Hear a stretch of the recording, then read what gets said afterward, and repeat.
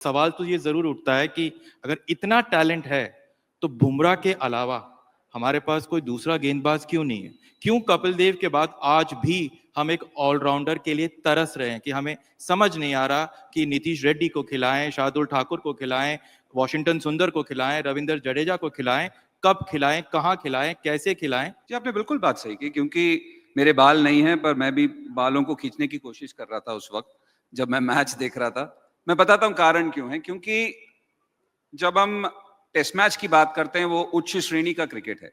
उससे बेहतर किसी भी प्लेयर के लिए अगर आप पूछें तो कुछ है नहीं।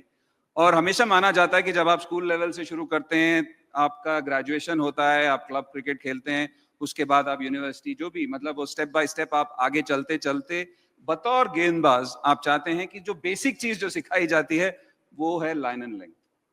और मुझे वही मैं आश्चर्यचकित हो रहा था वो मैच देखते हुए कि बुमराह के अलावा क्यों नहीं हम कर पा रहे। ये यहाँ पे भी नहीं, ये ऑस्ट्रेलिया में भी यही था। क्योंकि कभी-कभी मन कर रहा था क्या हम बुमराह को दोनों छोर से गेंदबाजी करा सकते हैं क्या? खराब चीज़ है, मैं आपको जो बोल रहा हूँ मुझे भी खुद वो पेशेंस दिखाना चाहिए पर आप चाहते हैं और खासकर जो आप बॉलिंग स्टॉक्स देख रहे हैं, इनमें कमी कोई नहीं है जीएस। अगर आप सबको देखें जो सब खेल के आ रहे हैं, सभी अच्छे गेंदबाज हैं। आप पीछे स्टॉक्स भी देख लीजिए, आकाशदीप हैं, वहां पे अर्शदीप हैं, बहुत अच्छे प्लेयर्स हैं। पर क्यों हुआ, ये मिलियन डॉलर क्वेश्चन है। ये आपको और हमें दोनों को वहां जाके पूछना पड़ेगा उनसे। मेरे पास इसका सच में उत्तर नहीं है क्योंकि मैं खुद कुछ बचा नहीं है मेरे पास। चलिए एक और जो मिलियन डॉलर क्वेश्चन है जो सबके मन में है वो ये है कि इंग्लिश में कहावत है, first impression is the last impression. तो पहला impression Shubman Gill the captain का कैसा है आपके? देखिए शुरुआत अच्छी थी क्योंकि आप अगर उनका कैप्टनसी करियर देखें, जब उन्होंने गुजरात टाइटंस के लिए पहले कप्तानी जिस साल शुरू की थी उस साल वो फील कर रहे थे कि कप्तानी क्या है, क्योंकि फ्रेंचाइज क्रिकेट अलग है।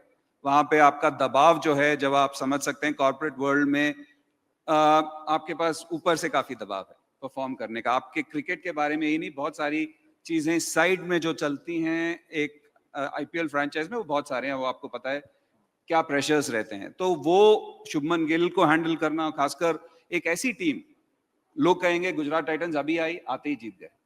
दूसरे साल जीतते जीतते रह गए, 39.3 तक जीते हुए थे, या 39.5 तक भी वो जीते हुए थे।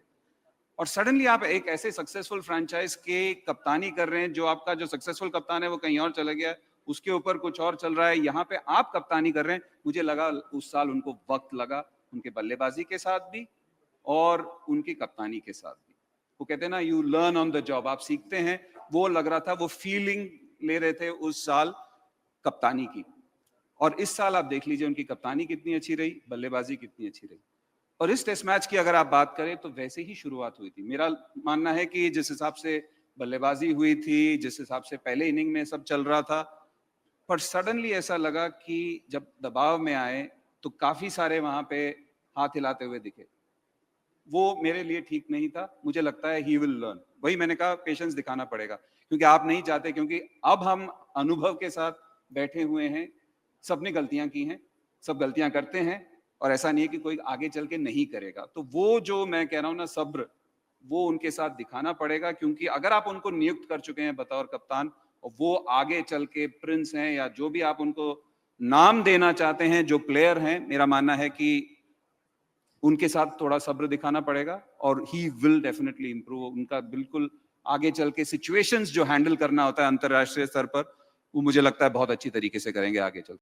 अगर आप ये वीडियो YouTube पर देख रहे हैं तो हमारे चैनल को सब्सक्राइब कर बेल आइकन दबाएं, और Facebook पर देख रहे हैं तो हमारे पेज को लाइक करें।